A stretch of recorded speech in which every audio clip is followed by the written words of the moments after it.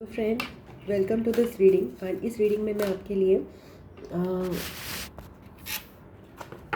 आज जस्ट एक general advice, current what is the advice for you for the current period of time. अभी इस week मान लीजिए या फिर इस करंट पीरियड ऑफ टाइम में आपका कोई भी इख्तियारों की तरफ से टाइमलेस एडवाइस में निकाल रही हूँ। Okay, so let's find out पहला जो है हमारे लिए क्या एडवाइस है।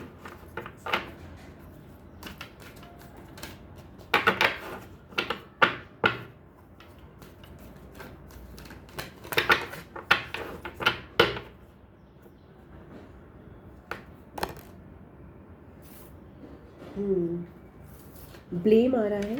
सो यहाँ पे आ रहा है कि I accept responsibility for my well being. Yes friends, तो ब्लेम आ रहा है I accept responsibility for my well being. So basically कह रहे हैं कि it's so easy to give away the power to transform your life. Certainly, there have been people along your path who have shaped you into what you are today, but you are solely responsible for your own happiness. The ego can be a very fragile thing, and if it comes under fire, the first instinct is to blame an outside force. Victim consciousness weakens the connection that you have to your soul source. The mindset says, I don't have the power inside me to break free because someone else's power is stronger. This is an illusion. When you believe that someone else is responsible for your problems, that belief is the problem. Personal responsibility can empower you to change your reality. Lasting transformation always begins on the inside and works its way out. There is a difference between a reason and an excuse. A reason is valid and unavoidable, an excuse an attempt to shift the blame. So blaming के लिए बोल रहे हैं spirits की blaming avoid करनी है।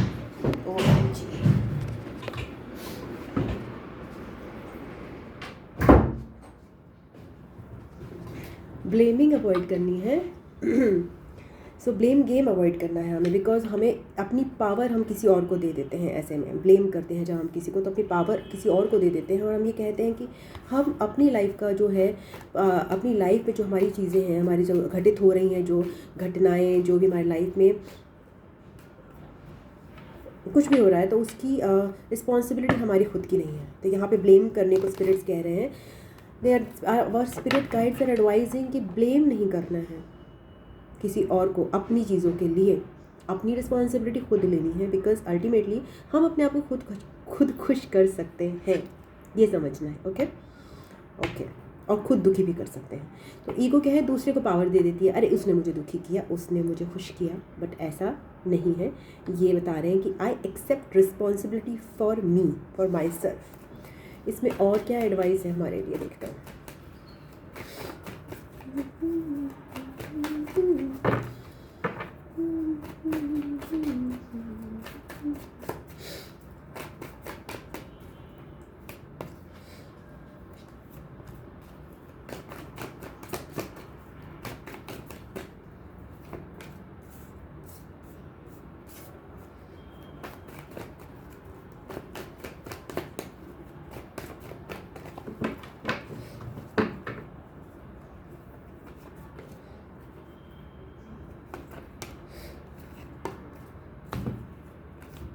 Happiness,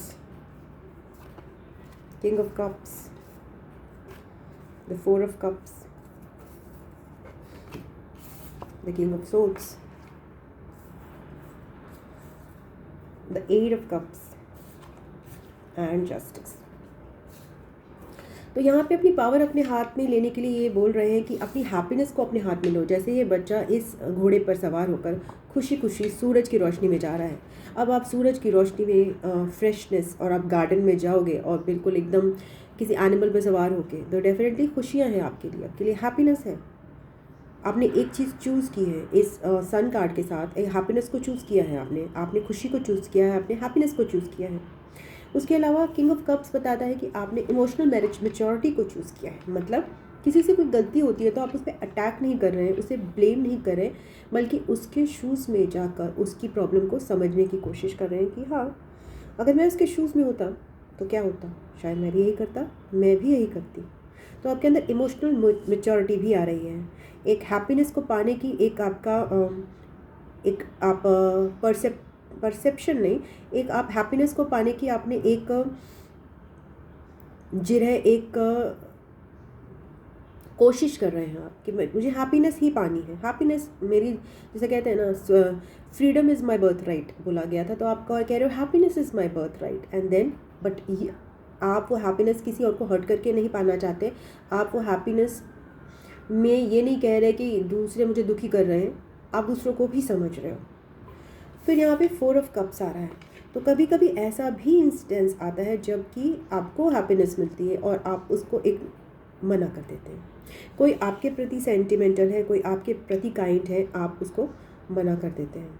okay, so that situation is fine, but उस situation में भी आपको बोला जा रहा है B diplomatic, don't be outright कि अगर आप किसी चीज़ को मना भी कर रहे हैं, अगर किसी के इमोशनल एक्सप्रेशन को एक प्रेजेंट पॉइंट पे आप एक्सेप्ट नहीं कर पा रहे हैं, ले नहीं पा रहे हैं उसके प्यार भरी रिक्वेस्ट को, तो उस समय आप डिप्लोमेटिक रहिए, उस समय आप सॉफ्ट स्पोकन रहिए।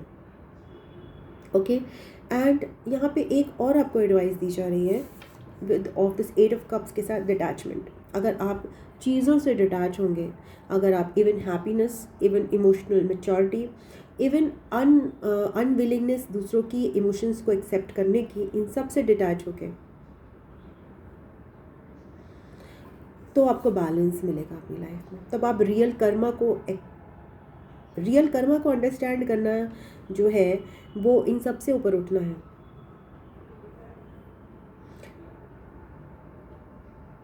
डिटैच होना है। ओके, सो इस डिटैचमेंट के कार्ड पे मैं एक और कार्ड लेना पसंद करूँगी।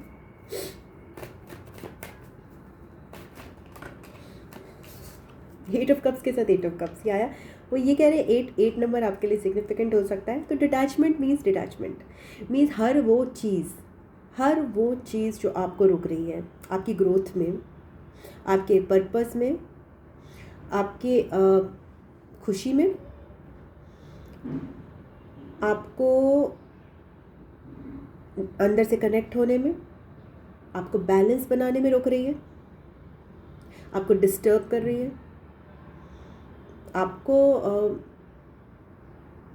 नेगेटिव फील करा रही है, हर्ट कर रही है, उस जो आपको बुरा कह रही है, इवन उस सब चीज़ों से डिटैच होना है, उसे ब्लेम नहीं करना, उसको लीव करना है और लीव करके आगे बढ़ना है टुवर्ड्स योर बैलेंसिंग, तभी तुम्हें कर्मा अपना मिलेगा।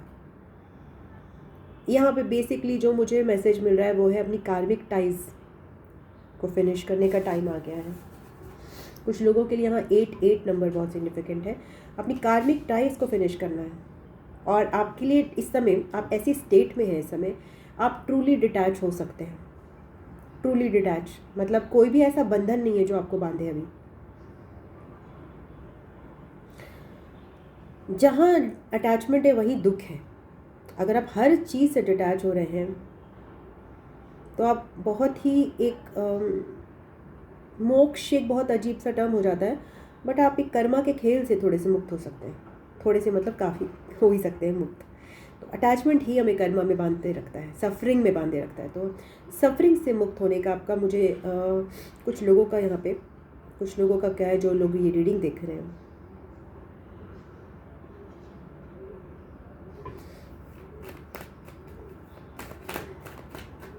और क्या एडवाइस है आपके लिए।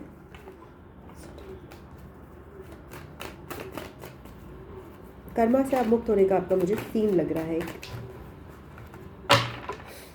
अनवांटेड कर्मा मतलब छोटे मोटे कर्मा की बात अलग है, बट एक बड़ी कार्मिक टाइज से आप लोग मुक्त हो जाएंगे अगर आप ये डिटैचमेंट अपने अंदर डाल लेंगे।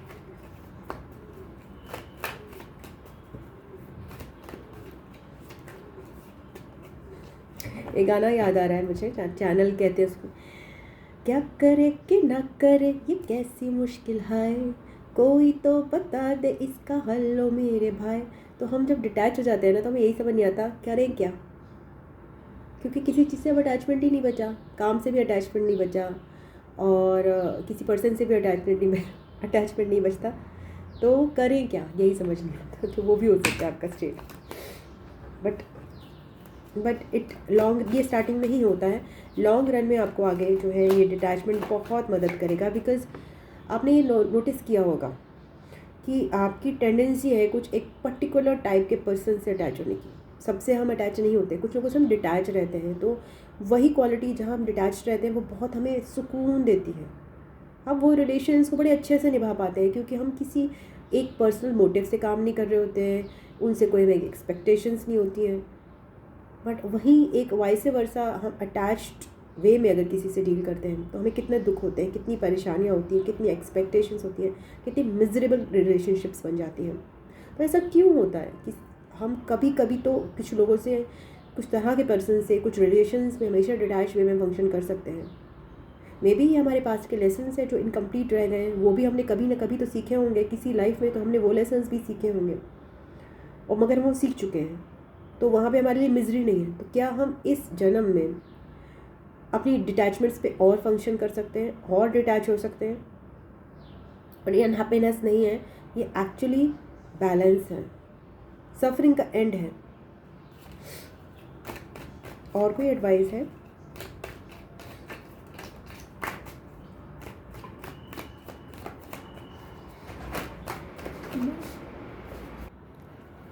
कोई और एडवाइस है?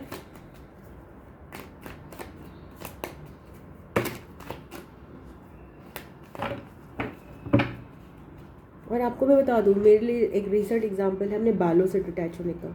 ये बाल जो है यहाँ से झड़ गए, यहाँ से झड़ गए, एंड वो डिटैचमेंट जो था उसने बहुत लेसन्स दिए मुझे। जब मैंने मेरे बाल कटवाए उसके बाद मुझे बहुत लेसन्स मिले, बट सफरिंग का एंड हो गया मेरी। बाल नहीं है अभी, मतलब ऐसा नहीं कि नहीं है वो यहाँ पे नहीं है और यहाँ पे भी नहीं है, सफरिंग नहीं है, मतलब बालों से related. This is a major lesson that I received, and really detachment is good.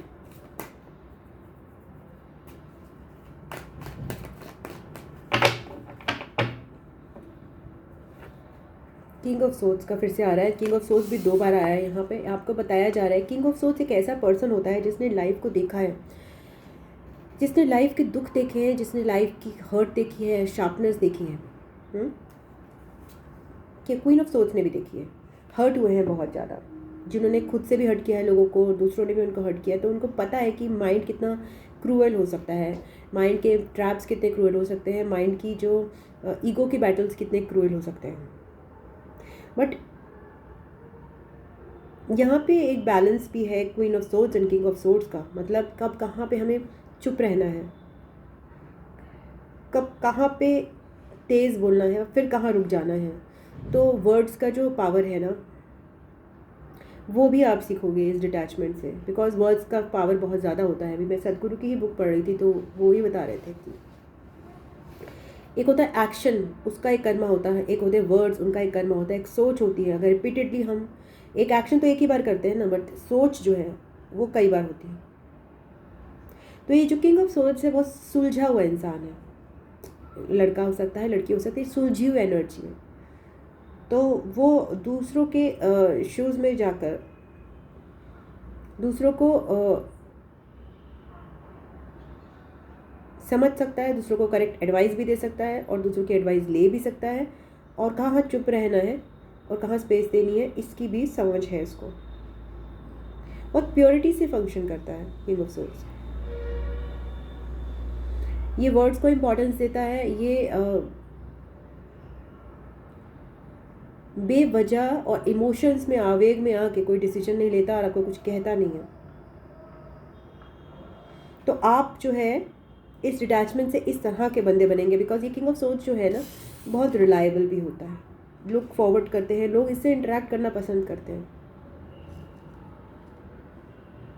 But इसका मतलब ये नहीं कि सॉफ्ट है, इसने देखी है दुनिया, ये प्रैक्टिकल है बहुत ज़्यादा, और कभी मौका होगा तो ये इसका भी रूप धारण कर सकता है। बट इन जनरल लाइफ इसको ज़रूरत नहीं पड़ती इस रूप को धारण करने की day to day.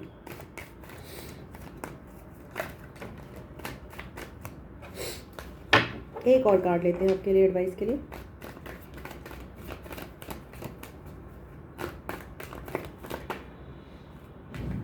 Page of cups, and the page of wands. So यहाँ पे बोला जा रहा है जब हम डिटैच होते हैं, अपने कार्मिक बैलेंसिंग की तरफ बढ़ते हैं, तब हमारे पास नई बिगनिंग्स आती हैं। लोग हमसे अपने इमोशंस शेयर करते हैं, हम जो है अपने पैशन से नए लेवल पे अटैच होना शुरू करते हैं। तो जहाँ पे ही डिटैचमेंट होता है वहाँ पे चीज़ें ख़त्म नहीं होती, बल्कि एक्चुअल में नई चीज़ें शुरू होती हैं, जो फ्रेश बिगिनिंग्स जो हम नहीं कर पा रहे क्योंकि कहीं ना कहीं हम बहुत सारा बर्डन्स और ग्रजेस और बहुत सारा बैगेज कैरी किए हुए हैं। कहीं ना कहीं हम जुड़े हुए हैं एक रस्सी से कहीं पीछे, जिसकी वजह से हम ब्रेक फ्री नहीं कर पा रहे। तो जहाँ हमने ब्रेक फ्री किया वहाँ पे न्यू बिगिनिंग्स, हमें न्यू पर्सन्स हमारी लाइफ में ऐड होंगे और हम जो है न्यू पैशंस को अप्रोच कर पाएंगे। इस तरह से हमारे में चेंजेस आएंगी बिकॉज ऑफ दिस डिटैचमेंट। सो या आपकी रीडिंग ब्लेम से शुरू होकर डिटैचमेंट पे आई है। एंड या दिस वॉज योर रीडिंग। आपको अच्छी लगी हो तो प्लीज़ वीडियो को लाइक कीजिएगा, अपनों के साथ शेयर कीजिएगा, चैनल को सब्सक्राइब कर लीजिएगा। And I love you, God bless you. मैं आपको नेक्स्ट रीडिंग में मिलती हूँ, तब तक के लिए ओम नमः शिवाय, नमस्ते, बाय बाय, टाटा।